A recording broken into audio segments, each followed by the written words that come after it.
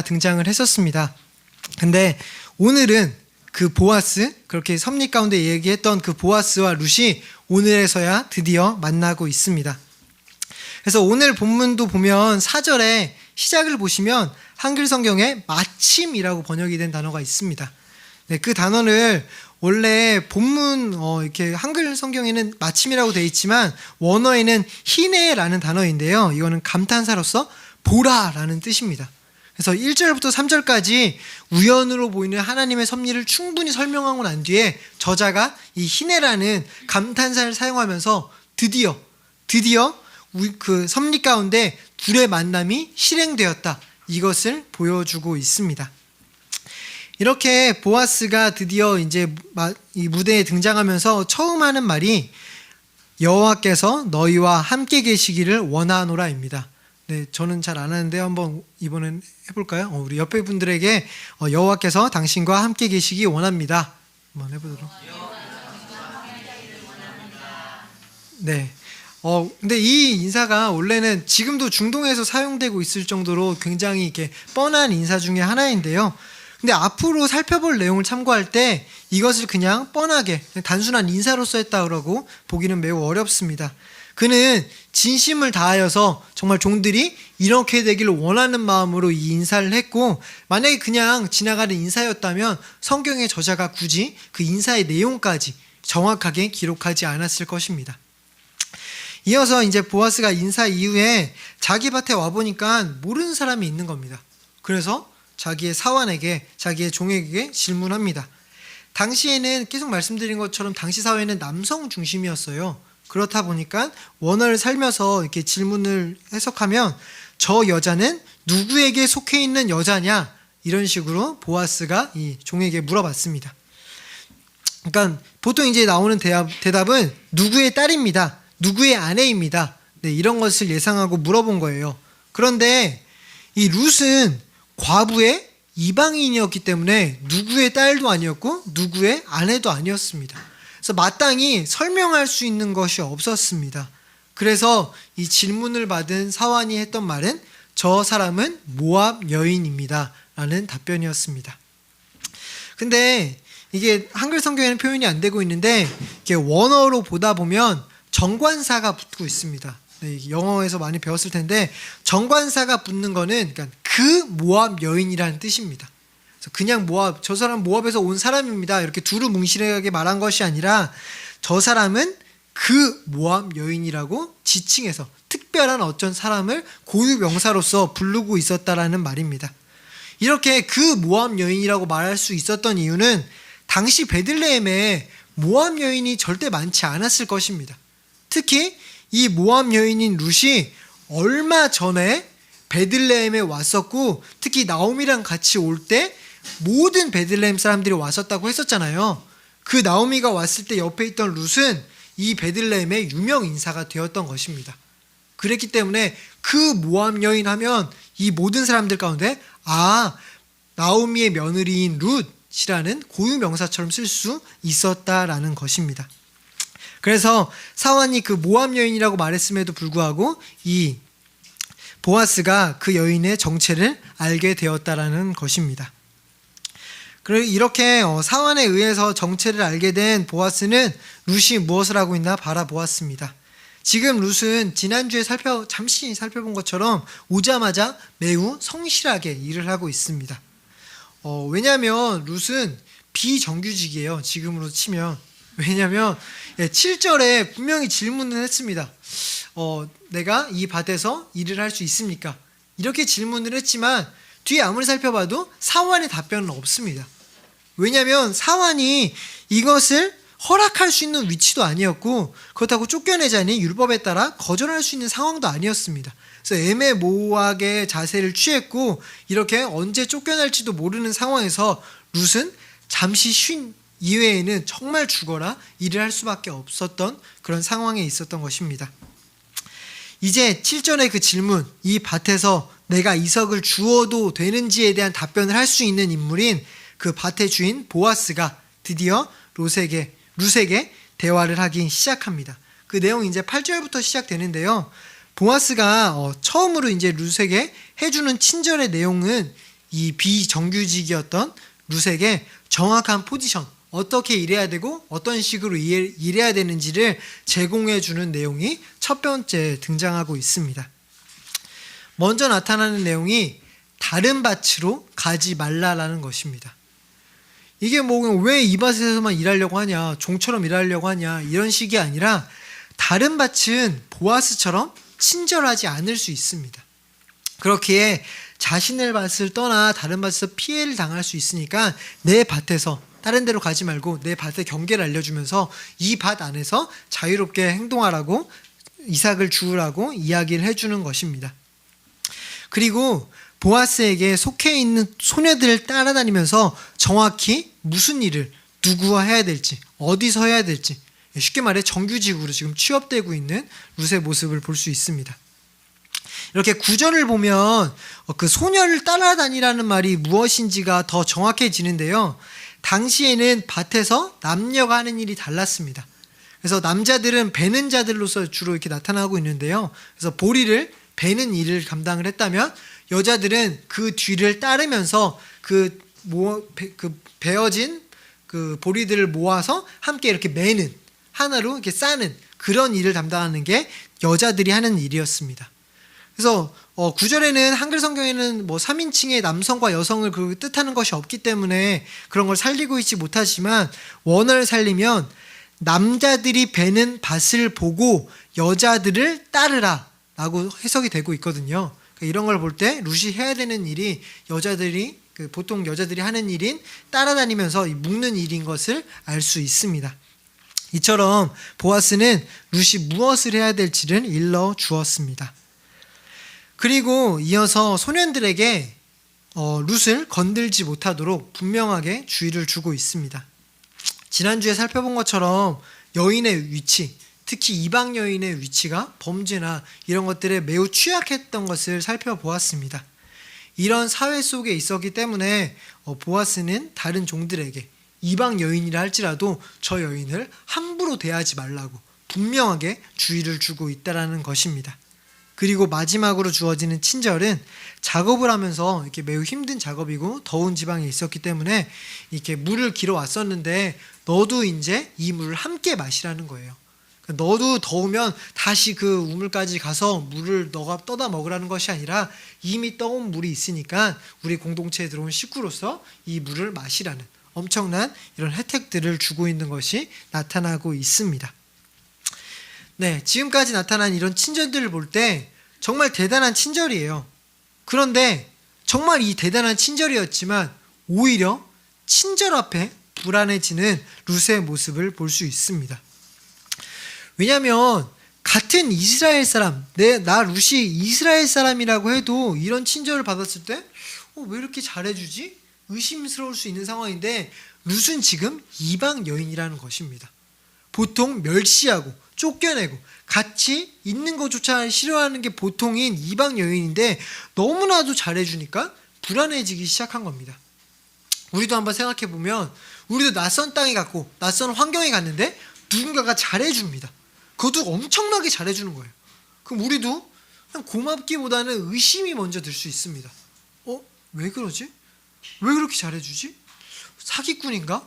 다단계인가? 막 이런 의심이 들 수 있다는 것입니다. 정말 룻도 불안해진 거예요. 왜 이렇게 잘해주지? 다른 의도가 있는 건가?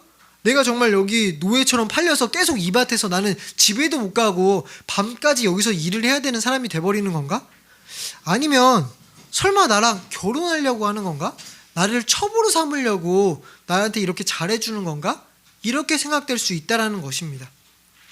물론 우리는 이제 뒤의 내용을 다 알고 그렇기 때문에 첩으로 삼고자 접근했다는 것에 대해서 이렇게 뭐 그런 거부감을 느끼지 않으실 수도 있습니다.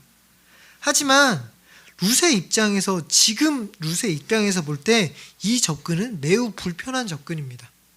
왜냐하면 과부라고 해서, 이방인이라고 해서, 가난하다고 해서, 정말 출신 성분도 아직 모르고 전혀 누군지도 모르는 사람인데 돈이 많다고 해서, 부자라고 해서 무조건 부자가 잘해준다고 이 사람이랑 결혼해야겠다, 이 사람이랑 살면 부자로서 살 수 있겠네, 이렇게 생각하는 여자는 절대 없다라는 것입니다. 오히려 정말 딸이라고 부르기에 전혀 어색하지 않을 정도의 나이 차이였어요. 그 사람이 지나치게 정말 잘해준다고 결혼하려는 그런 목적을 가지고 접근한다라고 한다면 룻은 매우 불쾌하고 더 나아가 매우 무서웠을 것입니다. 그 상황에서 그렇기 때문에 룻은 진짜 의도가 무엇인지 불안했고 두려웠기에 이런 질문을 하고 있습니다. 왜 그러십니까? 어찌 은혜를 베푸시며 나를 돌보시는 겁니까? 이렇게 질문했다라는 것입니다. 그렇다고 보아스 혼자, 그럼 룻은 별로 안 좋아했는데 보아스는 짝사랑을 해서 도와줬다, 이런 식으로 접근하기도 어렵습니다. 왜냐하면 보아스는 본래 하나님으로부터 기인한 친절한 행동을 하는 사람이었습니다. 자신의 밭에 와서 종들에게 첫 번째로 했던 말, 아까 살펴본 것처럼 하나님이 함께 하시기를 빌어주는 그런 사람이었습니다. 그리고 14절 이후에 점심 식사를 하는 모습이 나타나고 있는데요, 그 점심 식사하는 모습도 보통 당시 사회로 치면 종들이랑 같이 밥 먹는다라는 것은 전혀 상상할 수 없는 겁니다. 이런 걸 볼 때 이 사람이 얼마나 겸손한 행동을 하고 있는 사람인지 알 수 있다라는 것입니다. 특히 진짜 정말 첫눈에 반해서 편애를 하고자 했다면 그토록 부자인데 정말 밭의 일부를 주던가 아니면 그날 나온 곡식 모두를 룻에게 줄 수 있는 위치에 있는 사람이었습니다. 다른 종들은 굉장히 불평을 냈겠지만 충분히 자신만을 생각하고 이 여자만을 생각했다면 그렇게 할 수 있는 위치에 있는 사람이었다라는 것입니다. 하지만 보아스는 결코 그런 행동을 하고 있지 않습니다. 따라서 이런 전체적인 맥락에서 보면 보아스가 룻을 편애하고 있다라고 보기보다는 보아스의 공동체에 들어온 것으로 인정한 것으로 보는 것이 더 적합하고, 그 가운데 룻의 필요를 따라 조금 더 배려하고 있는 모습으로 보는 것이 가장 좋습니다. 그렇기에 오늘 이야기 가운데 벌써부터 로맨스가 등장해서는 안 됩니다. 보아스가 의심스러울 정도로 이렇게 친절했기에 룻은 질문을 했는데 그에 대한 답변이 11절, 12절입니다. 이게 가장 중요한 부분이기 때문에 오늘 이 두 구절만 한번 읽어보도록 하겠습니다. 네, 함께 읽겠습니다. 시작.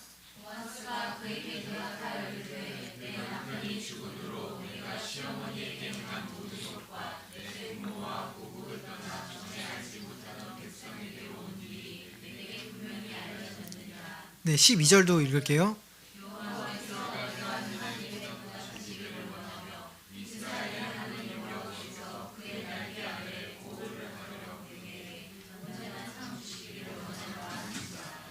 네, 먼저 11절 보면 보아스가 들었다는 겁니다.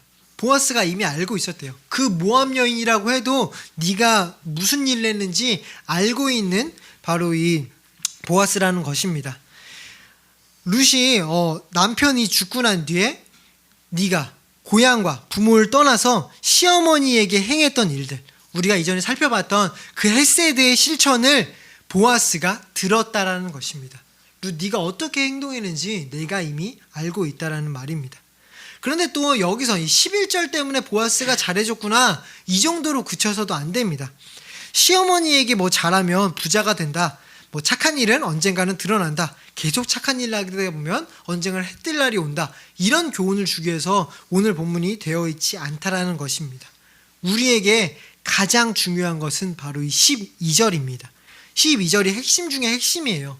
이전에 1장에 살펴봤던 룻의 고백 가운데서도 하나님에 대한 내용이 가장 중앙에 있으면서 가장 중요했던 것처럼 오늘 보아스의 말 중에도 이 12절의 내용이 가장 중요하다라는 것입니다. 룻을 칭찬하고자 하는 또 한 가지 이유, 시어머니를 따라온 것보다 또 한 가지의 이유, 그것이 있는데 그것이 바로 여호와의 날개 아래 보호를 받으러 왔다라는 것입니다. 네가 하나님의 여호와의 날개 아래 보호받으러 왔다는 그것 때문에 내가 너에게 이렇게 잘 해준다라는 것입니다. 단순히 시어머니가 걱정돼서 사회복지사의 마음으로 온 것이 아니라는 거예요. 그는 하나님을 알게 되었고 그로 인하여서 이제는 모압 신을 더 이상 섬길 수가 없기에, 내가 모압 땅에 살 수가 없기에 고향과 부모까지도 떠나서 하나님의 날개 아래, 하나님의 보호 아래, 하나님의 주권 아래 살기로 결정하였다라는 것입니다. 이러한 시어머니에게 보였던 그 헤세드의 실천마저도 하나님의 날개 아래서 하나님으로부터 기인한 행동이었다라는 것입니다. 이런 룻은 보아스의 입장에서도 이러한 룻의 존재가 너무 반가웠습니다. 왜냐하면 보아스가 지금 살고 있는 시대는 계속 말씀드린 것처럼 사사기 시대예요. 종들을 무시하거나 폭군처럼 대하지 않는 이 보아스입니다. 그래서 누구보다 인격적으로 대했고 특히 종들을 향하여서는 이렇게 하나님의 축복을 빌어주고 있는 보아스입니다. 이 보아스가 종들을 함부로 대할 수 없는 이유가 자기가 빌어준 대로 이 사람들이 하나님과 함께 한다면 하나님과 함께하는 종들을 자기가 함부로 대할 수가 없는 거예요. 이러한 신앙의 사람이었다라는 것입니다. 그런데 다른 밭에 보내기에도 불안한, 룻을 다른 밭에 보내기에 해코지를 당할까봐 두려운 이 사사기 시대라는 것입니다. 다 자기 같은 게 아니라 오히려 자기와 같은 사람, 하나님 앞에 선 사람들, 헤세드의 삶을 실천하는 사람들이 소수인 사사기 시대, 자기 옳은 대로만 살아가는 이 시대 가운데 보아스가 살고 있던 것입니다. 그런데 이 시대 가운데 룻의 존재가 너무 귀한 거예요. 이방 여인인데 하나님의 날개 아래 돌아온 것입니다.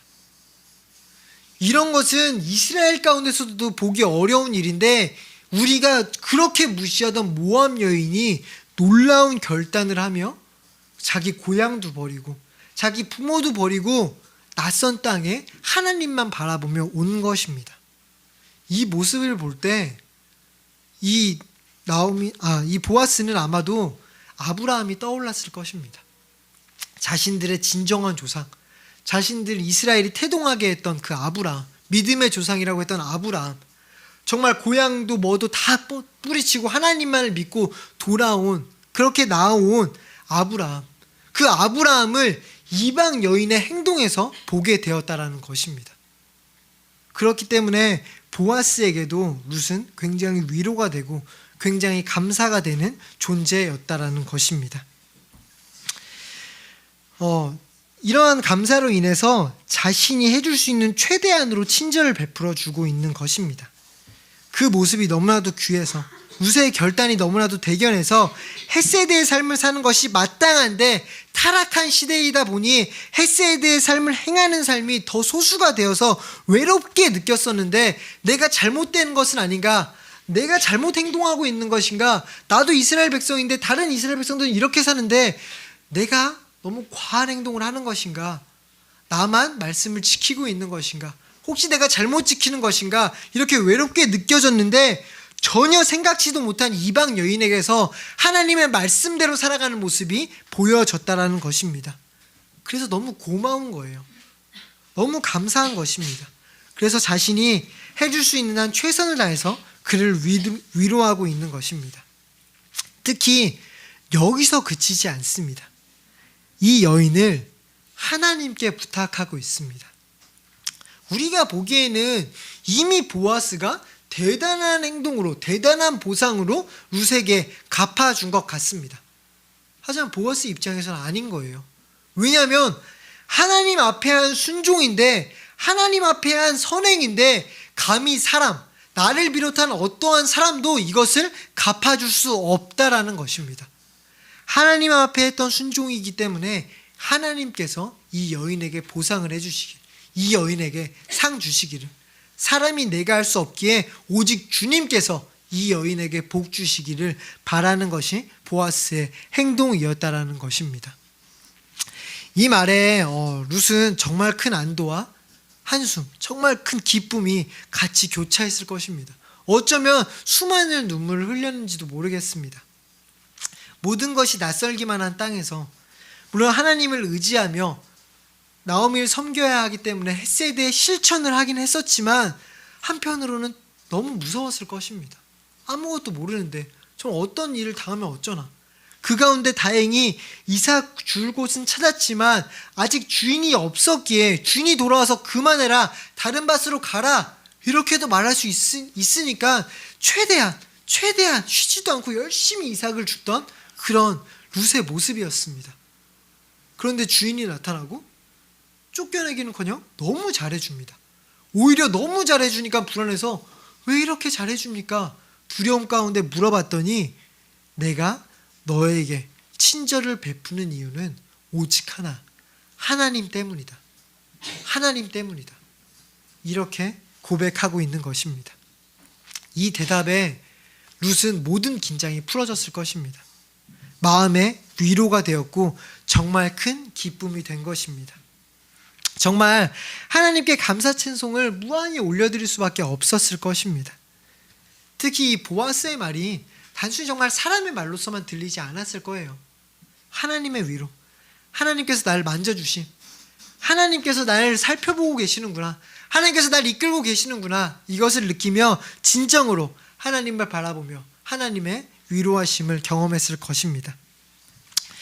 이렇게 이제 이어지는 14절부터 17절은 룻에 대해서 들었던 보아스가 직접 룻을 경험하고 난 뒤에 더 많은 것을 허락한 내용들입니다. 점심 식사 때 친절하게 행동했고 또한 더 많은 양도 주었고요. 또한 떨어진 것을 줍는 정도가 아니라 아예 룻이 많이 주워갈 수 있도록 뽑아서 룻이 많이 주워가라고 그렇게 따로 떼어놓기까지 했습니다. 그렇게 또한 룻을 꾸짖지 말라고, 잘 모를 수 있으니까 꾸짖지 말라고 다시 한번 이야기도 해줍니다. 룻이 이제 이렇게 가지고 집에 돌아가고 있는데요. 집으로 돌아가면서 수확했던 하루의 수확량, 이 보리 한 에바라고 나오고 있는데 수치로 따지자면 10kg 정도가 됩니다. 정말 수많은 보리를 가지고 돌아가고 있습니다. 네, 이렇게 오늘 본문을 살펴봤는데요. 오늘 본문에서 룻과 보아스는 분명 서로에게 위로가 되어주고 있습니다. 왜 그렇습니까? 절대 보아스가 친절을 보여줬기 때문에 룻이 위로가 되었던 것도 아니었고요. 룻이 어리고 예쁜데 성실하기까지 해서 그렇기 때문에 위로가 되었던 것도 아니었습니다. 자기의 소견에 옳은 대로 행동하는 시기에 그 가운데 하나님을 믿는 그 사람을 만났기 때문에, 하나님 가운데에서 말씀대로 살고자 분투하는 그 모습을 보았기 때문에 위로가 되었다는 것입니다. 이것은 지금 우리의 삶 가운데서도 동일합니다. 우리도 하나님의 말씀을 알게 되고 듣게 되고 그 가운데 순종하려고 열심히 노력할 수 있습니다. 그런데 정말 이것조차도 힘든데 이 모습을 보며 주변에 있는 사람들이 꼭 그렇게까지 할 필요 있냐고, 너무 과하게 하는 것 같다고, 꼭 하나님을 그렇게까지 믿어야 되냐고 이렇게 말할 수도 있고, 혹은 욥의 친구들과 같이 잘못된 조언으로 인하여서 우리의 마음을 더 힘들게 할 수도 있습니다. 이런 가운데에서 동일한 가치를 알고 동일한 길을 걷는 자들과의 만남은 정말 놀라운 위로가 될 것입니다. 아, 내가 가는 이 길이 절대 틀리지 않았구나, 내가 싸우고 있는 싸움이 결코 헛되지 않았구나, 격려를 받고 위로를 받는다는 것입니다. 네, 사랑하는 성도 여러분, 우리도 정말 서로를 위로할 수 있는 자들이었으면 좋겠습니다. 물론 보아스가 했던 것처럼 우리도 필요를 채워주는 행동 물론 해야 합니다. 이것이 전혀 없어서는 없고 기도만 해주겠다, 이런 것도 잘못된 것입니다. 그러나 보아스가 했던 것과 같이 우리가 결코 주변에 있는 사람들의 모든 것을 채워줄 수 없음도 인정해야 합니다. 우리는 한계가 있는 사람이기 때문에 우리가 최선을 다해 섬겨준다 한들 그들의 온전한 위로, 온전한 보상이 될 수 없다라는 것입니다. 그래서 우리가 해줄 수 있는 최고의 것은 그 사람이 하나님과 함께 하시기를 진심으로 빌어주고 기도해주는 것이라는 말입니다. 이렇게 하나님과 함께 할 때 하나님과 함께 하시길 바라주는 것, 이것이 가장 큰 체험이고, 진정으로 그래서 그 사람이 하나님과 함께 하나님과 동행하는 삶을 살아갈 때 그것이 우리에게 위로가 될 것입니다. 그래서 우리도 여기 계신 한상도 성도 여러분 모두가 하나님과 함께 걸어감을 통하여서 다른 사람들에게 위로가 되었으면 좋겠고요. 또한 나에게 위로를 주는 사람이 있다면 그 사람이 늘 하나님과 동행하기를, 도움이 필요한 사람들이 있다면 그 사람들에게도 하나님이 함께하기를 빌어서 진정으로 이 영혼도 하나님과 함께함을 통하여서 또한 주변에 선한 영향을 끼쳐 위로를 줄 수 있는 사람이 되기를 격려하시는 모든 성도님들이 되었으면 좋겠습니다. 네, 오늘 마지막은 다시 한번 축복하면서 설교를 마치고자 합니다. 옆에 사람들 향해서 여호와께서 당신과 함께 하시기를 원하노라.